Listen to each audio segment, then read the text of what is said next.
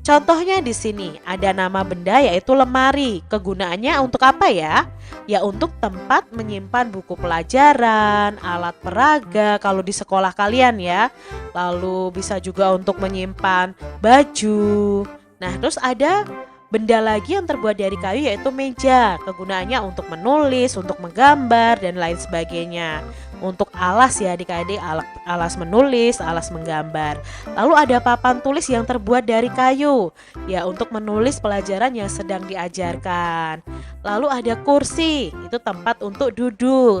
Lalu ada figura dari kayu adik-adik, itu tempat untuk memasang gambar. Jadi benda-benda yang terbuat dari kayu itu memiliki kegunaan masing-masing. Desa tempat tinggal Siti dan teman-teman mempunyai hutan. Di dalam hutan tersebut terdapat beraneka jenis pohon. Fungsi hutan antara lain untuk menyerap air hujan. Hutan menyimpan air hujan tersebut dalam jumlah yang banyak. Namun ketika hutan digunduli, membuat aliran air terganggu.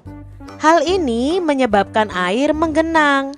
Akhirnya terjadi banjir yang mengalir ke pemukiman warga. Adik-adik, jadi fungsi hutan itu untuk menyerap air hujan adik-adik. Nah, karena hutan itu banyak pohonnya, pohon itu bisa menyerap air hujan. Lalu ketika pohon-pohon yang ada di hutan itu ditebangi, otomatis tidak ada yang menyerap air hujan. Airnya akan menggenang dan bisa terjadi banjir serta tanah longsor yang bisa menyebabkan kerugian bagi para warga.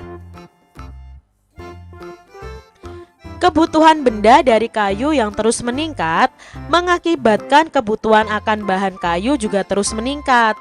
Setiap tahun banyak pohon yang ditebang untuk mendapatkan kayu. Terkadang ada sekelompok orang yang menebang pohon tanpa izin.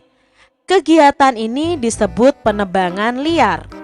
Semakin lama jumlah pohon di hutan semakin berkurang. Nah adik-adik, apakah kita tidak boleh menebang pohon? Boleh adik-adik, tetapi menebang pohonnya harus dengan cara yang bijaksana. Ketika kita menebang pohon harus memilih pohon yang sudah tua. Setelah menebang pohon kita juga harus menanami kembali supaya hutan di sekitar kita tidak gundul.